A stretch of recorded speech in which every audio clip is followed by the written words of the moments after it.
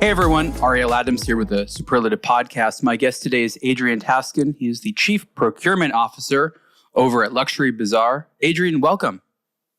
Thank you so much for having me. So just to sort of get people into the conversation, understand the context here, Luxury Bazaar is a very famous website as far as I'm concerned. We've had Roman, of course, on the show before. And you guys really started the serious business of selling luxury watches online. I'll say that. Mm-hmm. That's a whole other conversation. I covered a lot of that with Roman. Right. But today, Luxury Bazaar is a very interesting company. You sell watches, you buy watches, you make media. And individuals like yourself have these very multifaceted jobs, right? It used to be just back in the day, you're like, oh, this guy's a salesman, right? He's talking to people, he's doing some business. But today you are a media personality. You do a lot of videos. You have a very extensive social media presence. But at the end of the day, and you sort of summed it up for me, your job is to spend money. You are responsible for inventory. A lot of what Luxury Bazaar sells are pre-owned watches, which is great. And you have to acquire those watches. And as the old adage goes in economics, you buy low and you sell high, which sounds simple, but of course is complicated. What else would you add, which are some of your primary job titles in addition to what I said? And how would you embellish any of that?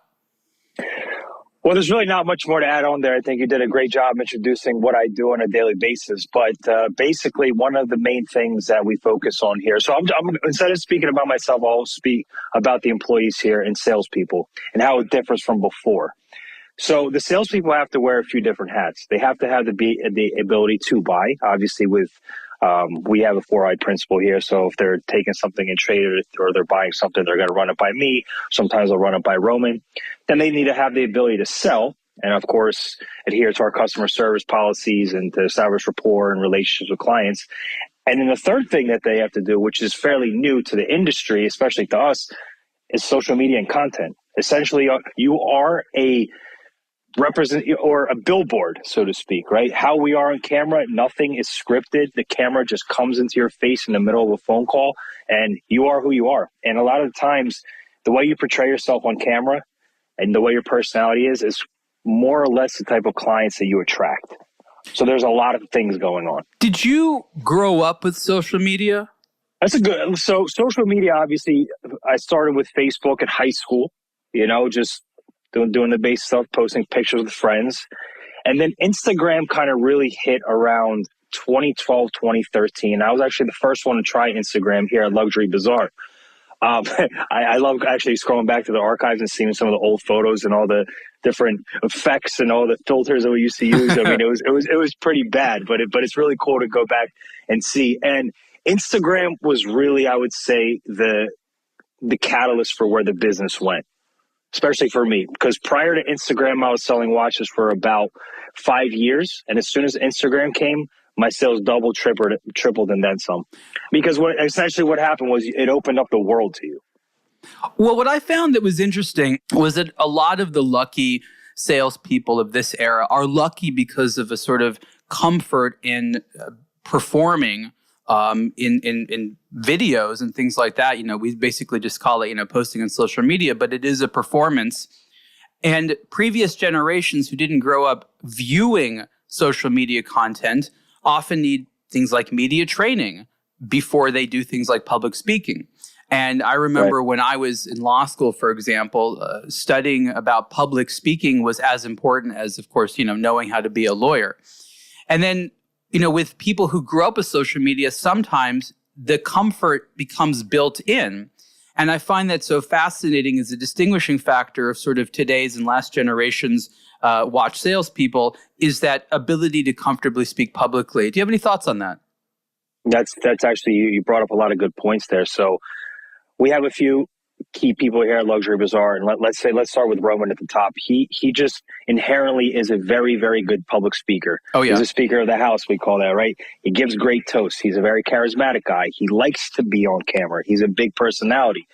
And then you have some people, and Alex and I have this conversation all the time, is that he's very shy. He's very timid on camera. And he's like that in person. But once you start to get to know him a little bit better, you start to really understand the depths of the person, who he is. However, if you first see him on camera, you're going to be like, you almost associate his abilities on camera with his sales abilities, which is a mistake. But of course, it's the first impression thing, right? As soon as you see somebody on camera, you anticipate them to be that. If they're not good on camera, are they going to be good at sales? If they're good on camera, are they going to be good at sales? So it's this weird dynamic that's going on. And Anna's also the same thing. She's a wonderful salesperson. She's one of the hardest workers I know. But as soon as that camera comes into her face, there's a level of uncomfort. And for myself, I just kind of took it naturally.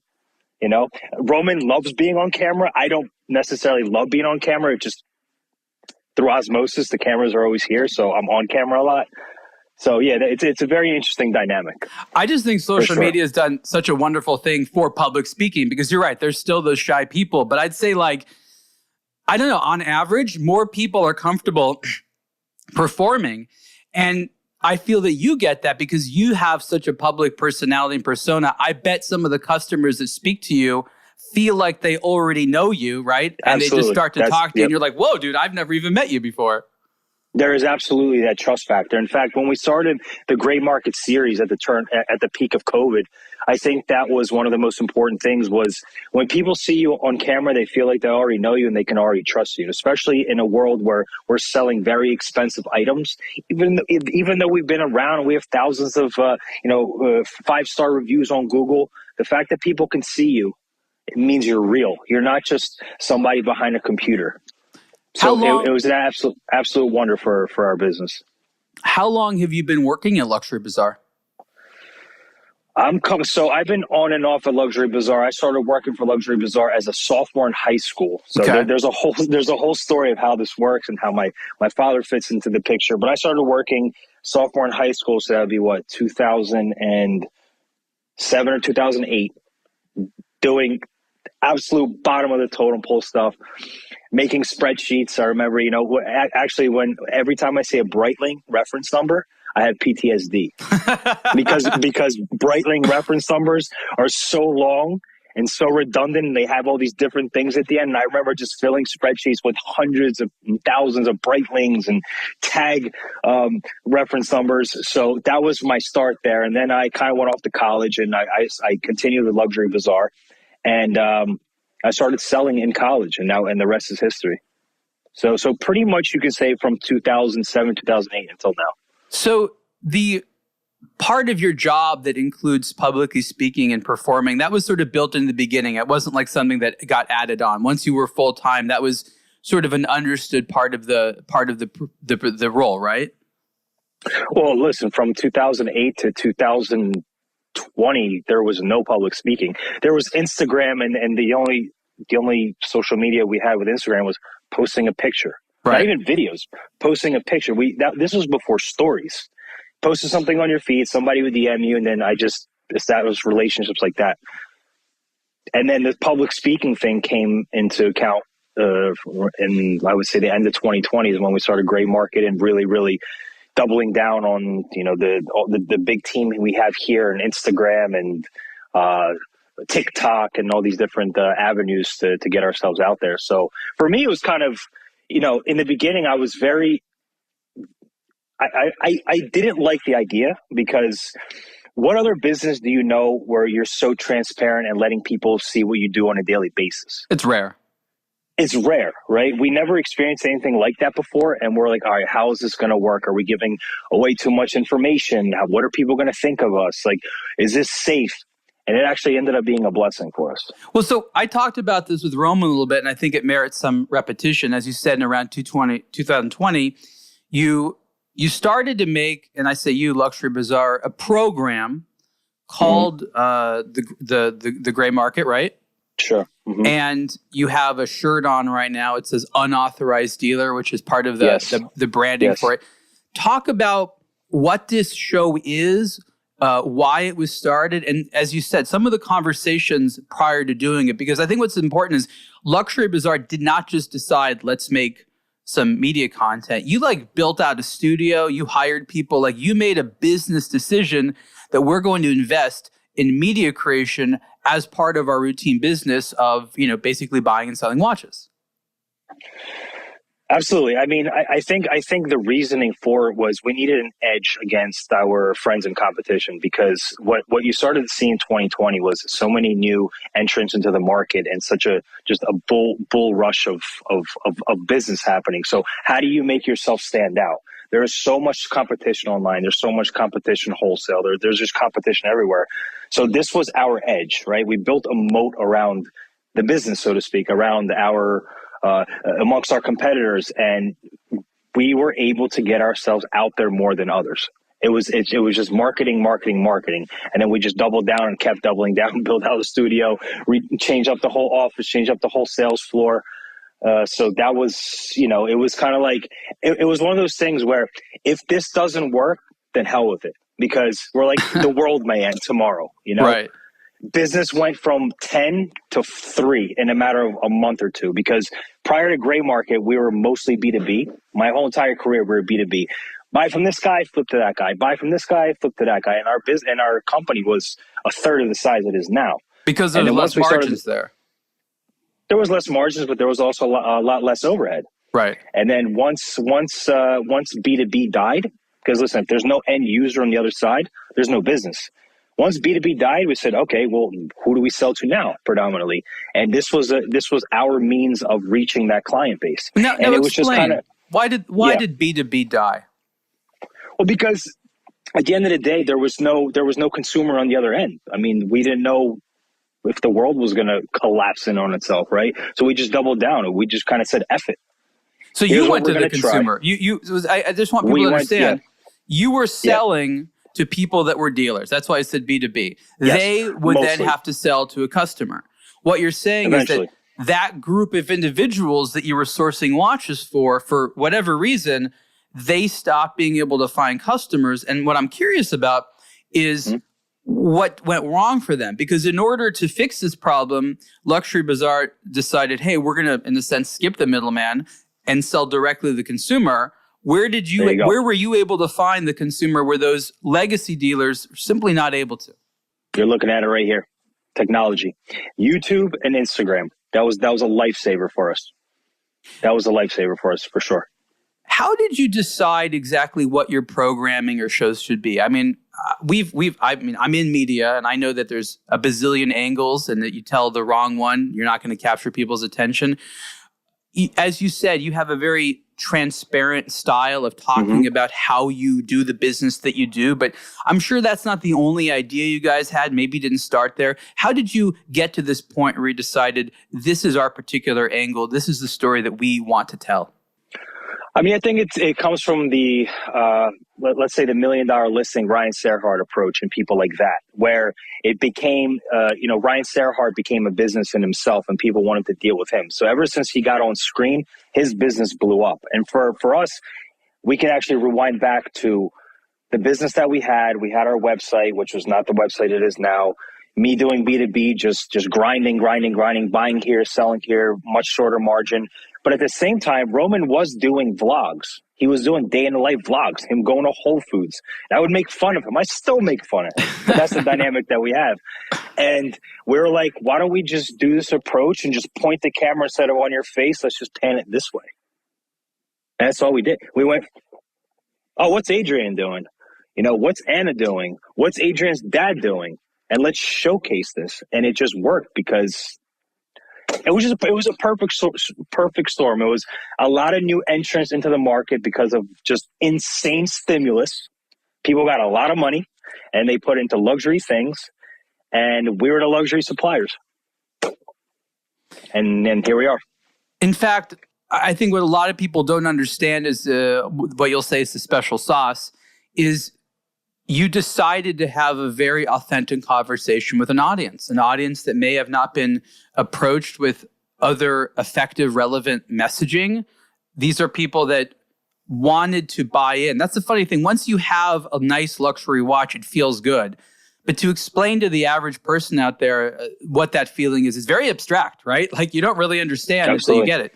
And so you present a type of relevant content that's fun, but is an entrance into a hobby that sort of once you're in, you're like, okay, I'm a watch enthusiast now. I get it. But you have to sort of cast a wide net. What is it about the content you make which you think is interesting to people that up until that point really haven't had an interest in luxury watches? Well, I think there's a few different pillars in terms of the content that we put out, right? We put out the gray market type stuff where it shows our day in the life, how we buy, sell, and trade. What we found is that the most engagement that we get is when there's deals happening. What do you mean exactly? So I'm on the phone with somebody trying to negotiate a price on something. That is by far the most engaging content that we've ever created. Us going to trade shows and seeing and showing people how we wheel and deal. So we show the entertainment side of the deal, because a lot of our business, the biggest part of our business is how we buy, sell, and trade, because there's a lot of action, there's a lot of emotion, there's a lot of drama. I mean, we've been involved in so many situations that never made it on camera that I wish made it on camera. Our business is very high pace. Our business is very high risk. There's a lot of money at stake, and there's a lot of very interesting characters. So when you showcase all of that, that brings the viewer's attention.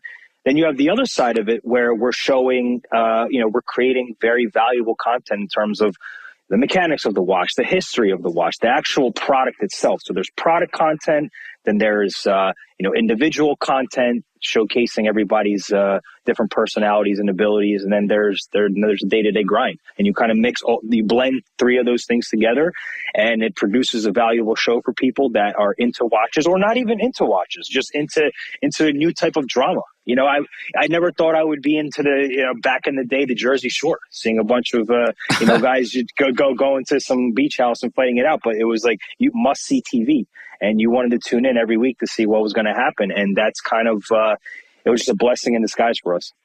Is there something special about the way that your team makes deals? Meaning, are people seeing something with you that doesn't happen anywhere else? Or are you just really good at showcasing what you and, a small cadre of other colleagues do?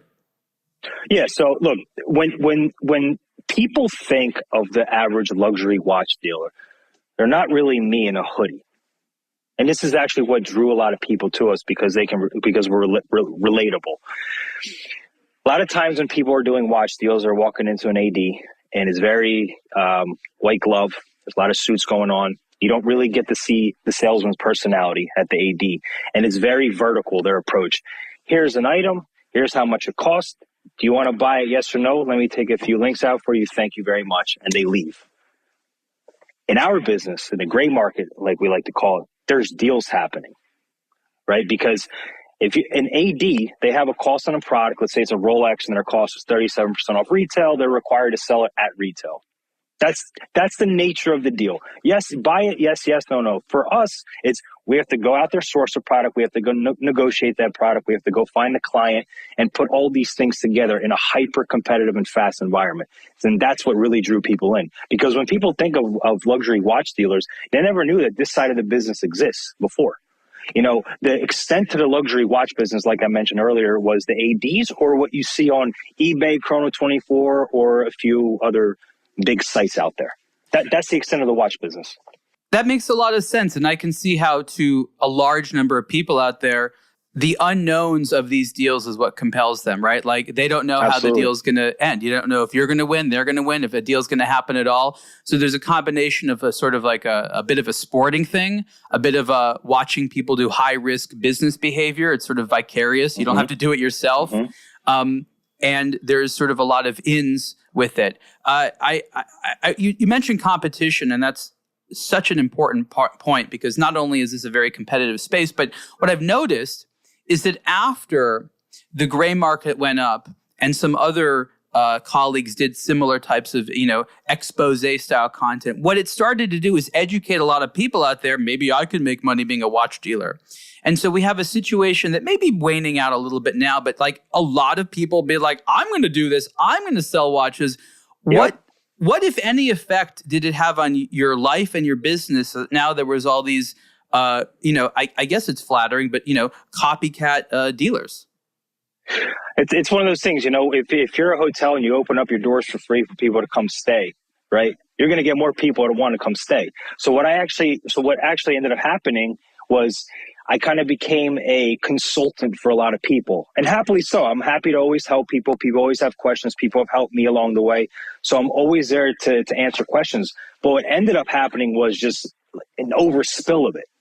Hey, Adrian, I'm thinking about buying this watch. What do you think of the link? Should I be buying this in my safe? So it just opened up this whole door of new dealers into the market. And unfortunately, because things kept going up, and a lot of time things were really going up, you couldn't make a mistake. You can overpay for something, no big deal. 3 weeks later, the watch is higher in profit. So a lot of people started to do that, and they got crushed at the end.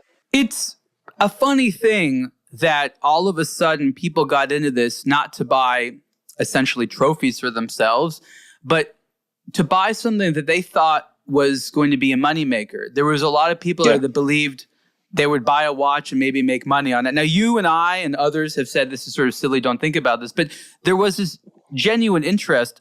What was that like for you to speak to people that weren't interested in wearing, a beautiful timepiece on their wrist, but were hopefully trying to make money? It's a very different conversation. What was that like for you? It's a much different conversation because prior to this crazy, we like to call the COVID run, watch collecting was exactly that. It was watch collecting. It was passion. It was, it was a representation of yourself and many different obstacles. And then once it became a financial instrument is when things got interesting. Because of that was the reason for the crazy spike in business, which on one hand was really good because the market really went up and prices were going up and revenues were big and profits were nice and there was continuous business. But on the flip side, it caused a lot of bad behavior. And it brought in a lot of bad actors and a lot of people got hurt. So the conversations became very different between you talking about, why am I buying this Audemars Piguet to how much can I make on this Audemars Piguet, so to speak. So it went from a passion thing to a money-making thing. And it's not that it's good or bad. It's just the way it was. And it was a very interesting dynamic because it wasn't something that anybody was used to. We've always said that watches are not investments in our whole entire careers. We didn't sell watches as investments, but for a select few, they became investments because they bought them at a certain price and they sold them for a certain price and made profit. And then what's more, I would say, addicting than that? No, I hear you. It's just it doesn't last. Doesn't last unless you know what you're doing. Which is very few people. And what I've determined is that the amount of money you need to put into watches to ever make back anything is so much that you're probably better off doing something else. Meaning it's a better use of money for yourself than to make money. Like there's a few select people out there, but I don't know that you should aspire to make money flipping watches. I don't know that that's a great use of your time, right? I think for a lot of people that for the people that remained, the new entrants during the COVID boom that remained, first off, they had means to begin. The ones that still remained, they had means to begin with. They kind of knew the market a little bit going into this. And, for them, it was just an extra source of income, not the only source of income. And they survived it. But the people that did not survive were the guys that would buy a bunch of stuff from their ADs, put it on their credit card. And then when the bill was due in 30 days, they were just losing money because prices were going down and they just didn't have the infrastructure to the support system or the channels to sell their product that got devalued by 50% in a matter of months. Yeah. Those people cease to exist. I mean, I've never been shy about this, and you may disagree or whatever, but I've always said that a healthy market is where brand new products are sold close to retail price or retail price, and pre-owned products are always some discount of retail price, that they shouldn't be more, that's not a healthy market. As long as you sort of maintain respect for the retail price and understand that when you buy something or especially sell something used, it's not going to be, more than a discount. I think that's a healthy, sustainable model. Do you have any, reactions to that? Well, you're actually looking at that in a nutshell right now. This is exactly. So if you look at the market now, obviously prices have come down a lot. But if you look at, the watch market is really, if you look at the stock market, right, the majority of the S&P 500 is really controlled by a select few companies, right? And that's kind of where the watch market is. So there's hundreds of thousands of different models out there from many different brands, but there's about 100 watches out there that really make the market. Talking about your Daytonas, your Royal Oaks, your Patek Nautiluses, a few Richard Mille, a few FB Journes. And those pieces have come down so much, but yet there's still more than the COVID levels. So if you take all those watches and you look at them on a time graph from 2018, 2019, 2020, 2021, 2022, and where they've come down now, they're still higher than 2019. They're still higher, and there's still major demand for the product. So I'm thinking of an interesting analog here. When I was a kid, I liked listening to radio a lot. And one of the stations I liked here in LA was K-Earth. It was oldies station. But if you listen to it long enough, you recognize they're basically playing like the same list of 100 songs over and over again. And I sort of want to draw a parallel there because it sounds like for a couple of years, even though you had to make media all the time, you're sort of talking about those same 100 models from the same, half dozen brands over and over again. Did you get fatigued from seeing those same names and faces over and over and over again? I would say the fatigue has set in the most when it comes to people getting upset. Not at me specifically, but upset at the fact that, the Explorer that they just walked in, the Rolex that they've been waiting for a year, they're not making money on anymore. And having those conversations is fatiguing in itself, right? Because you have to continuously explain to these people, it doesn't matter what the Chrono 24 price is. That's just not the market anymore, right? You had a time when gold Submariners were bringing 2x retail almost. I mean, that's just not feasible. It's never been like that. And those before. are always the most discounted. A gold Rolex is where you get the biggest discount. Always. I mean, I remember the days when I was buying, yellow gold, rose gold day dates, whether it was a day date 2, 41 millimeter, day date 40s, and they were heavily discounted. I remember when John Mayer's, I couldn't give a John Mayer away for $28,000. I remember all those days. I have that cataloged everywhere. I have a plethora of information. So having these conversations, I try to explain to people, guys, all the stuff that you're trying to sell me is so much more expensive than it used to be, but so much cheaper than it was a year ago. So... I mean, look, I think that it's safe to say that things will normalize again. And the watch industry, because it inherently doesn't make sense, really is there to sell passion.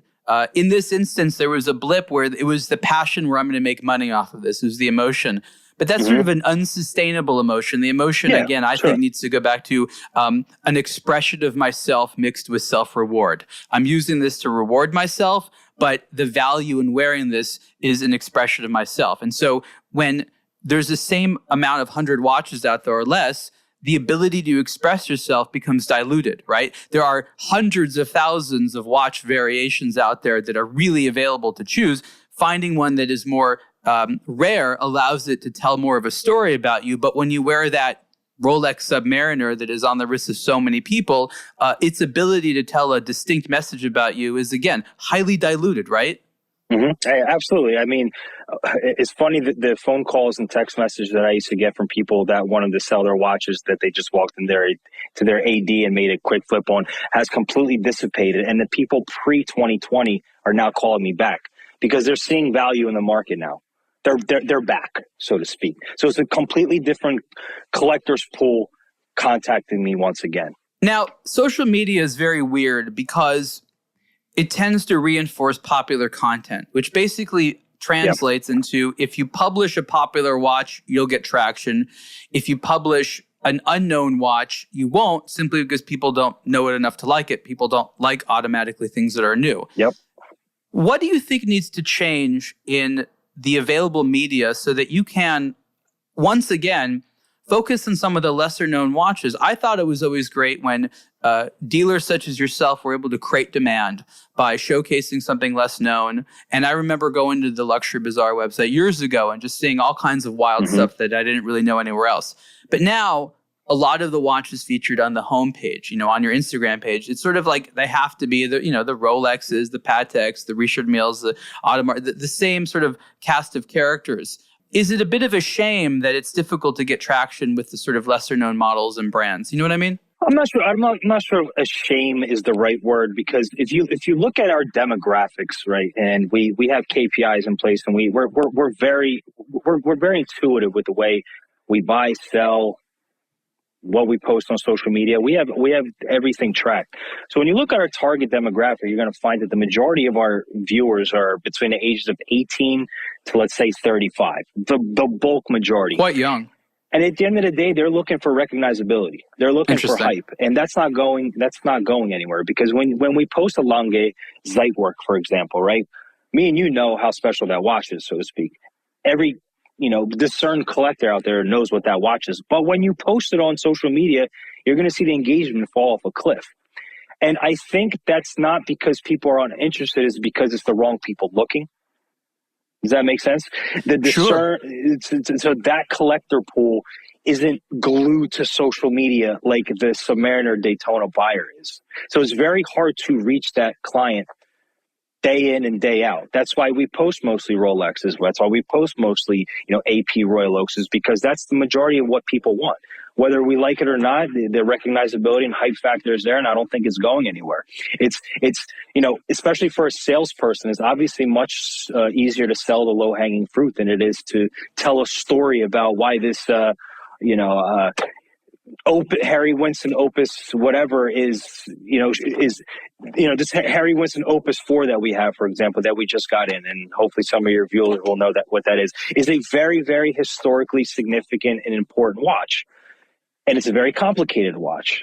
And it has a humongous retail, but it sells less than a Royal Oak because of this, because you have to tell a story, and because people don't recognize what it is. People, the consumer is buying what it's people want what the next guy has. It is what it is. There's such an important topic out there. It's an ongoing conversation, and I'll just bulk it under the category of demand creation. You exist historically to fulfill demand. Somebody wanted a watch, you were there to help them buy one. Mm-hmm. But you added in an additional component, which is demand generation in one way or another. And there's different ways of doing that. But moving forward, demand generation is, in my opinion, going to separate the winners from the mediocre performers online. If your watches are out there, that's great. But if nobody wants them, then they're not going to sell. Exactly. Who do you think is ultimately the most responsible for the creation of demand? Is it the brand? Is it the authorized dealers? Because you see fight these days about who is responsible for it. And I'm just curious, who do you think should be boosting up the demand of the brand such that they can sell with any type of regularity? I think that's a very complicated question for such a simple answer, to be honest with you. I'm going to take so let's take the three biggest brands out there. You have Audemars Piguet, you have Rolex, and you have Patek Philippe. Those are grandfathered in for generation as being the prominent brands. The only brand I can really look to, maybe one or two brands that are independents that really took things into the stratosphere, was Richard Mille and FP Journe. And they both have similar stories, but very different approaches. So people have tried to go, or the independents have tried to go the Richard Mille route, but what made them so successful was not the watch itself, not the history of the brand, and not even the person behind the watch. It was the distributorship and how they took control of how the watches were produced, who they were given to, and who the brand ambassadors were. So right? They have a cartel in a sense. Exactly. They put it into the right hands of the Rafael Nadals, of the Bubba Watsons, of the Formula One race car drivers. They put it into a very small distributorship pool that literally ran it like a mafia and made it ultra, ultra exclusive. Now, that worked for them. It was a certain story that they told. I don't know if that can be replicated again. Then you have a brand like FP Journe. And I remember only a few years ago, there was FP Journes for pennies on the dollar. No one cared. No one really cared. But now you have almost this like cult-like activity and behavior of people that admire the artists behind it. Francois, right? He's a genius. He's the best watchmaker of the last quarter century. And the way that they distribute their watches is like, you become part of this collector circle. You feel very, part of something bigger than yourself. And just so happens that the people in these FP Journe collector circles are very smart people, very successful people, very connected people. So once you have that watch on your wrist, you feel like you're a part of something. Now, for the rest of the brands, it's very hard to kind of tell that same story because there's just a lot of reasons why. Now, your colleagues in the Philadelphia area, they go by many names. We'll just call them the Godber crew. 1916, I think, is the latest name. They made a decision a number of years ago that they wanted FP Journe to do better. They identified that this is a high-quality product from a brand that has some cool stories and a lot of originality and cool designs, and maybe was not as appreciated as much as they should. And they made a strategic decision. I don't know all the details, but you acquire the watches on the market, and then you create a campaign of making demand. This was an interesting thing where the brand itself, yes, they did certain things to develop the foundation, but ultimately it was some motivated partners. Did FP Journe get lucky? Is this a situation can be replicated? Should it be replicated? Well, I think that the crew that you're talking about, I think they saw significant value in the watches because they are spectacular watches. They are some of the best engineered watches. The dials, the movements, what Francois has been able to accomplish as a watchmaker. But they're also a very special, listen, they're a conglomerate. The amount of capital that they were able to deploy and can deploy and will deploy differs from anybody else in the space. They saw a hole in the market and they saw an opportunity and they executed on it exceptionally. I tip my hat. I have a lot of respect for them to be able to do that. Now, can they do that twice? That's the question. I know that they tried to do it with a few other brands, and we'll see how that works.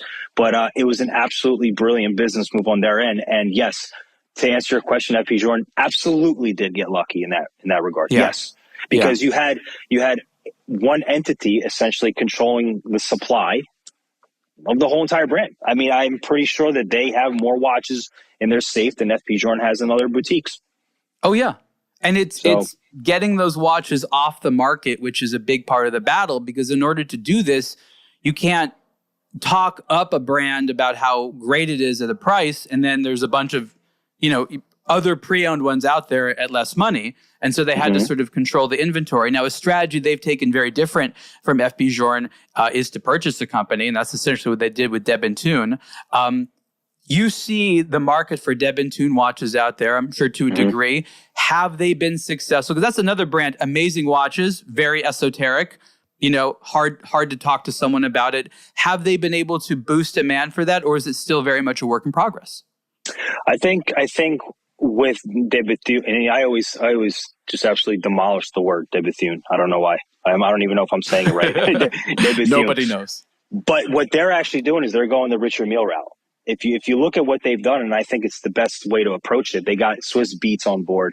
They continuously pump Tommy Paul, up and coming tennis player. He's wearing their stuff, so they're catering towards another demographic, right? It's not the banker on Wall Street in a suit. It's Swiss Beats, rapper, producer, Alicia Keys, that whole thing.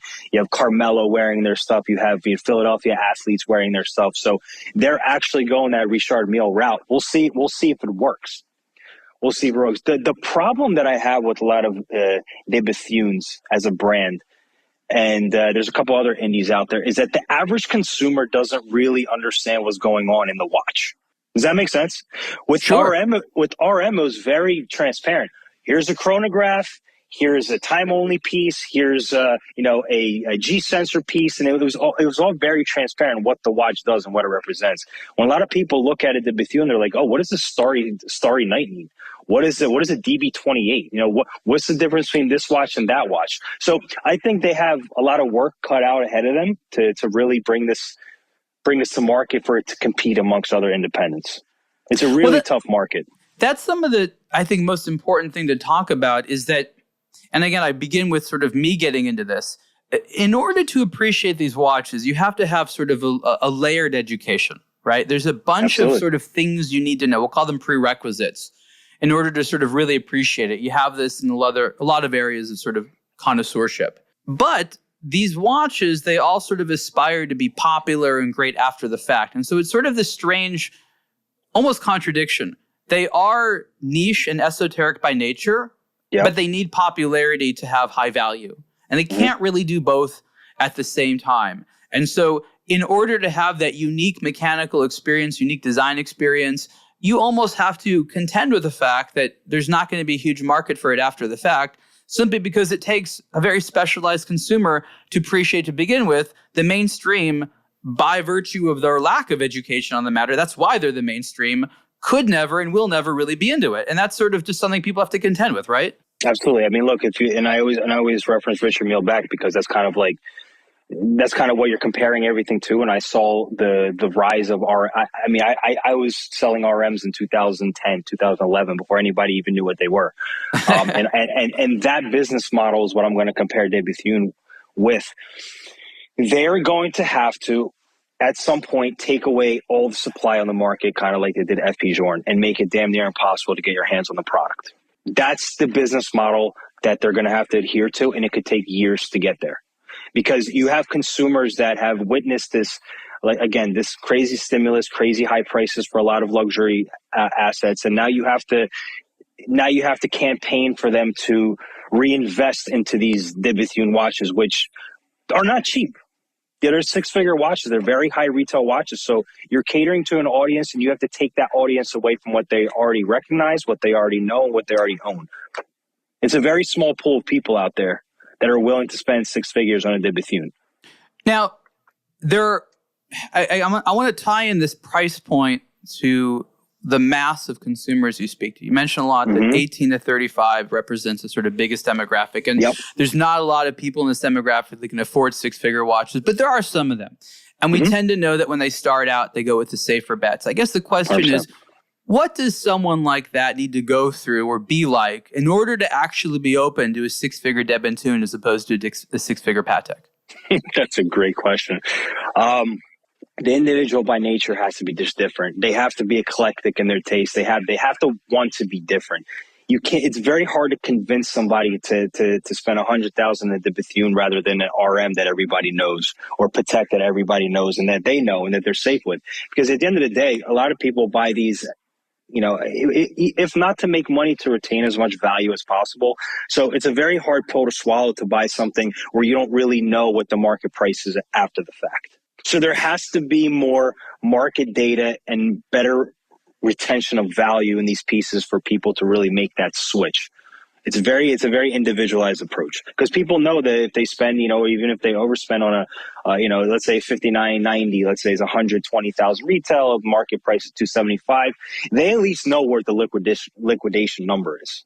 If they're spending that much on a De Bethune, they don't know if they're going to lose 25%, 30%, or damn near all the value on the watch. So there needs to be a little bit more market data in terms of the resale market on these items. That is absolutely key because when I saw the rise of RM or I saw the rise of a couple other brands, a lot of people were entering these watches because they knew they retain value and were actually going up in value. I mean, right now you're seeing a big correction within the RM market because in 22, if you let's say they produced 100 watches in their catalog, and that's with a bunch of different dial variations and stone variations within their ladies pieces, the majority of the catalog traded for over MSRP. Now you have about 10% of the catalog trading for over MSRP. Is this a function of how they make money? Because what you're describing is a sort of investor mentality. And as we know, it isn't often the case when you buy a luxury item and think to yourself, how much can I sell it for? You buy it because you want to own it. You want to enjoy it. You're excited about it. You're not necessarily thinking that. And so I'm thinking about what separates this younger demographic from an older demographic that is more comfortable, quote unquote, marrying a watch. And I'm realizing that maybe a lot of it has to do with how these young people make money. Is it that most of them apply investing towards how they make money, and thus they can't separate that mentality from buying and owning a product? Absolutely. I mean, if you worked your whole life to save up money to buy a product versus buying some fake coin out there and making 3 million % return over 6 months, obviously your appetite is going to be different. Your whole outlook on money is different. So there's a lot of different variables here when it comes to watch collecting today. I mean, it's very, very hard to say. Now, I wonder what would happen if more of these individuals had more hands-on time with these watches. And I think what's important to mention is today, most people are discovering watches online. Maybe they're buying them in person, but most people are initially discovering a timepiece for the first time on the internet. Not every time, but most of the time. But doing that creates sort of a window shopping way of discovering new watches. It's just as easy to discard something you like. But in person, you see how it feels, you see how it wears, you see the difference of finishing. It's easier to become more infatuated. And I'm wondering, should these people be having more hands-on experiences, and what can be done to facilitate this? Just do exactly what we're trying to do, is open up a few locations. you need more points of sale. I mean, it's very hard to even access the Bethune today. I mean, where do you find it? Rolex, you can walk down any major street and there's 100 boutiques, or Audemars Piguet or Patek Philippe. Well, even now that's hard because there's no product in the stores. There really is no product in the store, so it's very hard to. It's coming back a little bit, but like the main stuff, if somebody's never seen a Nautilus before, they're not going to see it in the store. There needs to be more points of sale. It's very hard to gauge. It's very hard to see. Talking Hands Tim Masso talking about it at the Bethune and really getting that experience without being near a watch box location, so to speak, and trying it on for themselves. It's very hard to come by that product. I've, on this topic, I've noticed that in a lot of ways, watch media is so highly saturated online that it almost doesn't make sense to have that as being your model. Like if you wanted to get an audience today, you're probably far better off just buying it through traditional advertising than trying to compete in the media space, which again is extremely competitive. And it seems to me that the offline world is where a lot of the retailer investments are happening. You see existing retailers remodeling their stores. You see a lot of people opening up new stores. We haven't quite got into a lot of in-person, what I call marketing spending and advertising, but I think it's coming back. Would you agree that in a lot of ways, like it's just too difficult for new guys to get traction online? And if you want to do something novel, maybe the real world is the place to do it? Absolutely. I mean, this is a fight that we have every single day, competing with other websites and establishing domain authority, and there's just a lot of fierce competition. I'm actually going to get back to one point in regards to the question that you had previously. Please. I was actually speaking with Roman about who the most important people today are in terms of the watch space on social media, and so to speak, and it was the celebrities, and it still is the celebrities, John Mayers and stuff, but it's actually in the hands of collectors, and the collectors with big Instagram accounts and followings. In other words, if today I was going to invest in, let's just go back to the Bethune business model. I would actually send that watch off to a few guys, regular guys. I'm not talking about celebrities. Celebrities more or less in the watch community space. Give that watch to them, have them wear it, have them post it, have them talk about it, have them, take videos about it, have them go to dinner with it, have them go to collector circles about it with those watches, because those are really the truest, that is really the truest, I would say, the best type of information you're going to get is from these people. Because they have no skin in the game. They're not getting paid by these brands, right? They're actual collectors.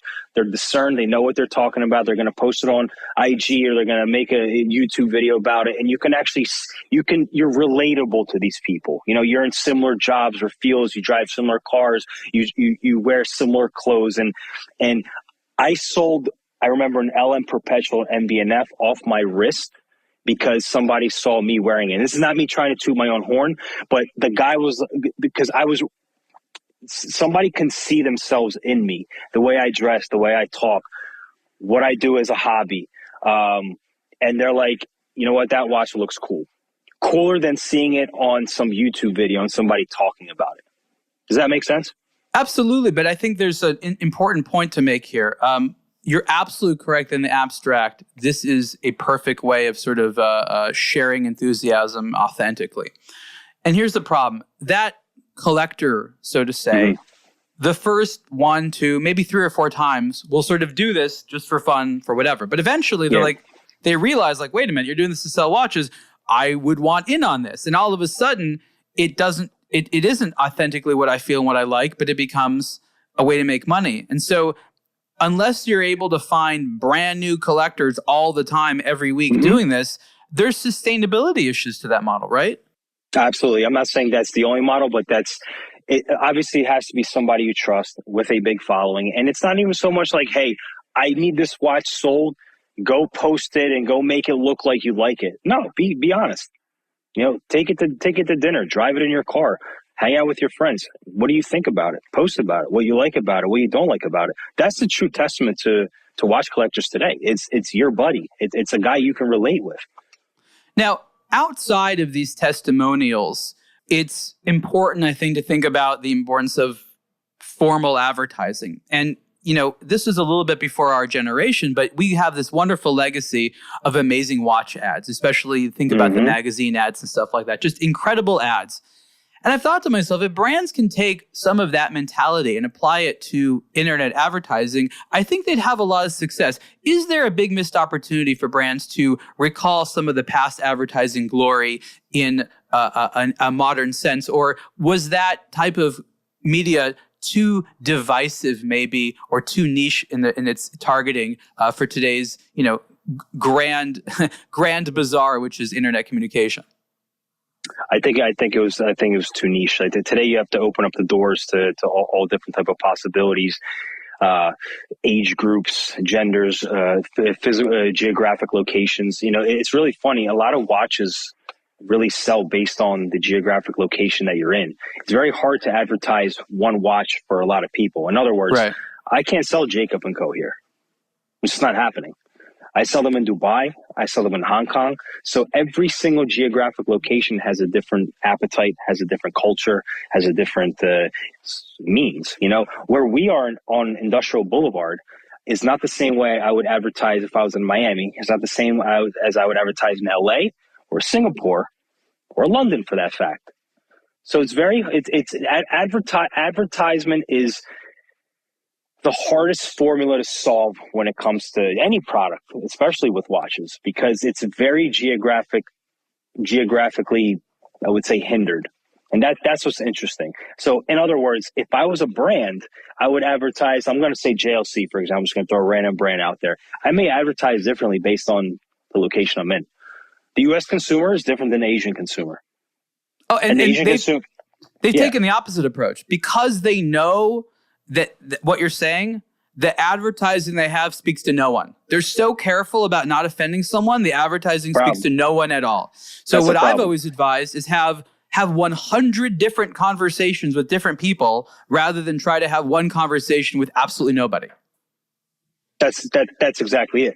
Not every consumer has the same. I don't want to say value. Not every consumer weighs the same, so to speak. I don't even know what term I'm looking for, but they're completely. You're selling a brand, but you're selling it to a bunch of different people. It's almost like I'm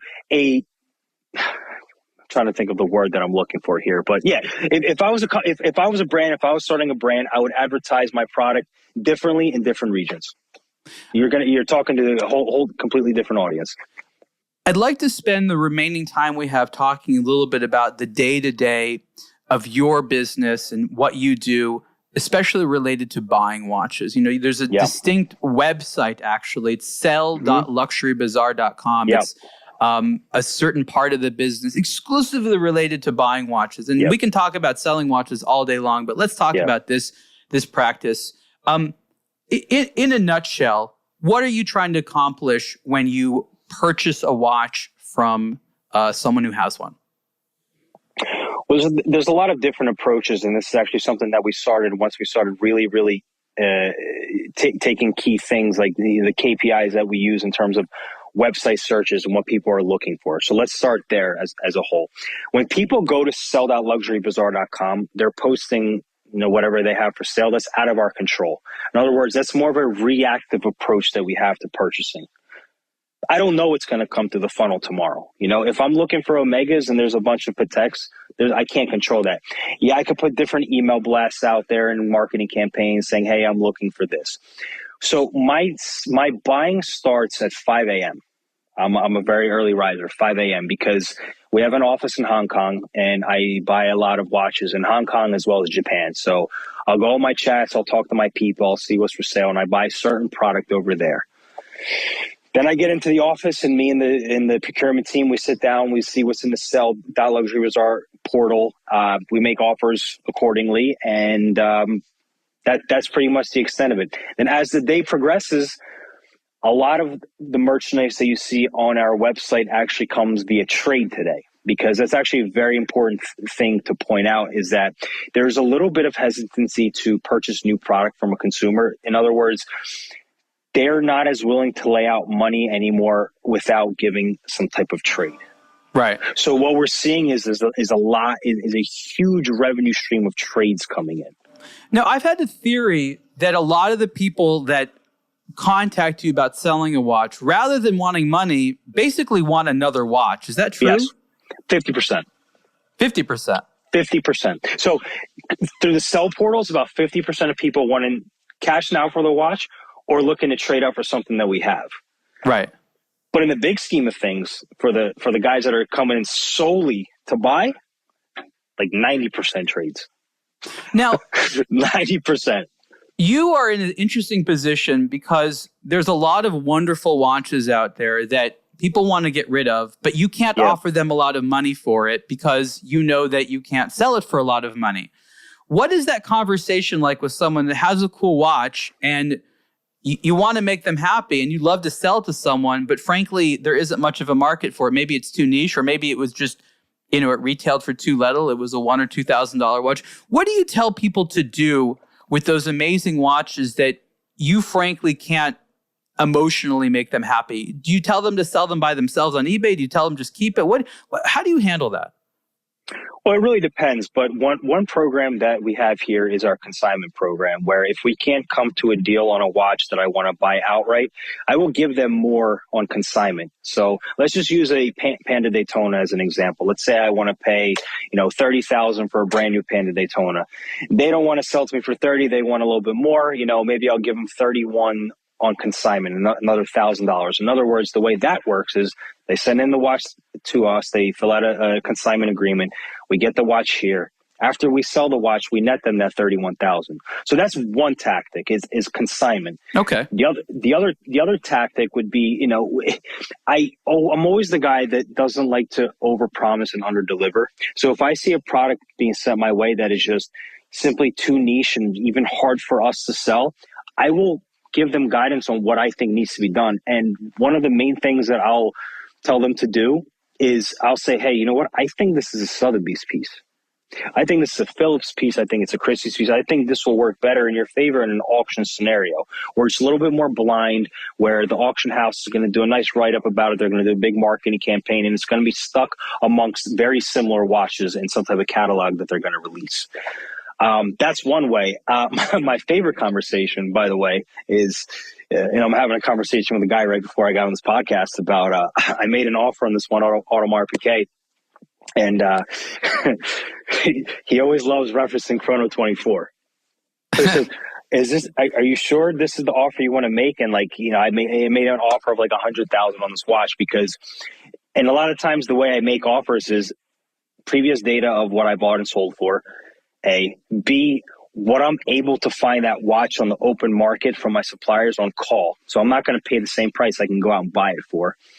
And I tell people all the time, well, if you think that this is what your watch is worth, good luck.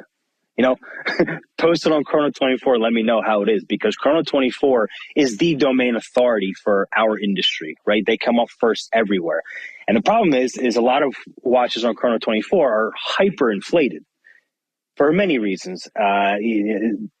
People don't have them in stock, and they'll try to fish a client in, leave enough room to negotiate and go find it.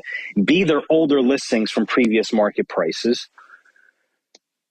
Those are the two really main reasons why prices are inflated. So there was 4 of those watches listed online, and I told them kindly, do me a favor, post it for $10,000 cheaper and let me know how it goes. Well, it's a weird situation because there's no price police online. Anybody can post anything at any price. Exactly. And for whatever reason, I understand consumers lend great authority to published numbers, okay? But I think more people need to be reminded, I could go on Chrono 24, eBay, whatever, and list anything at any price. And I saw this the other day. There was a watch. This is hilarious. It was, actually, I mentioned the watch. You remember for a while Burberry made the Britain watch? It was like the high-end Fossil watch that they made. Yeah. It was actually a great watch, but it was hard for them to sell for a number of reasons.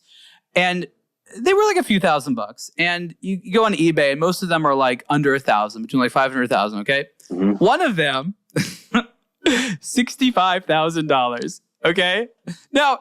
Like, this was just some guy hoping, it's like a fishing expedition. Like, I wonder if someone's dumb enough. But like, you see this type of thing all the time. You and I will like laugh to the floor at the idea that someone's going to spend $65,000 to this, but there's no one there to stop it, right? Like it's true that once in a while there's been some schmuck who's like, I've never heard of this. It must be really rare. And that happens. And that's sort of the blessing, but also the curse of internet information is, again, like, anyone can publish anything. That's exactly right. And it's not in a platform like Chrono24 to control those prices, because at the end of the day, if you list the watch, they're getting paid no matter what. So it's not in their favor to sit there and control it, because once you start putting that oversight on people are not going to want to post on your stuff. There are actually a few Facebook groups that do a good job at that, where if you want to post something, there are moderators there that will, basically judge whether the offer is fair or not. But, that's doing it in a Facebook group. We're not talking about a global platform where there's, a million watches. So it's very hard to manually maintain that, so to speak. But yeah, there is no, especially from a buying standpoint or a selling standpoint, one thing that I tell my people all the time when they come working for us is there's no right number. There's no such thing as the perfect buy number, and there's no such thing as a perfect sell number. We do our best to analyze the situation at hand, the product at hand, to the best of our ability. That's the golden rule here. That's the foundation of what we were built. If you want to pay $14,000, I want to pay $14,300. I don't know who's right and who's wrong. Maybe my $14,000 offer is the right offer, but maybe your $14,300 offer gets the watch in the door. Right? So there's this it's a constant puzzle. And the majority of my day, I would say, especially as of recently, is having these conversations with my customers and with people trying to sell watches, trying to explain to them why the value of their watch is X. Right. So there has been some fatigue set in, but I'm already so used to it. And the more information I can give them, and the more I can educate them, the more value that I feel I can bring to them, and the more they come back.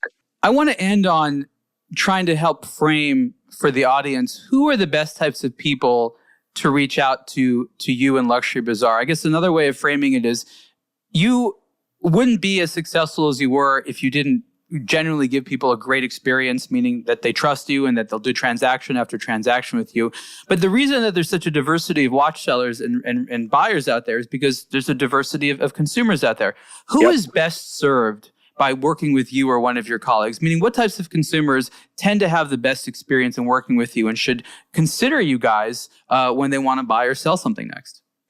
I would say if you like us. And I know that that's a very weird term, but the people that seem to like and relate to us are the people that should reach out to us. Because if we can't see eye to eye on a multitude of things, then we're probably not going to see eye to eye in a business sense. So our best customers, everybody here has their Rolodex of customers, and you'll notice that they're very similar in the way they think, and the way they talk, and the way they are as people. So I think that if you find us likable or you can relate to us, I think that's the people that should reach out. Doesn't matter your financial constraints. It doesn't matter what watch you're looking for. That would be the best piece of advice. I think we'll have to take this conversation to another episode because there's so much more we can chat about. But Adrian, right now, could you tell everyone where they can find you on the internet? Well, you can find us on www.luxurybazaar.com. That is our main website. You can find us obviously on YouTube on Roman Sharf's channel, and you can follow us on Gray Market. That's a series on Roman Sharf's channel. You can also find us on Luxury Bazaar YouTube channel, and then we have a lot of Instagram accounts.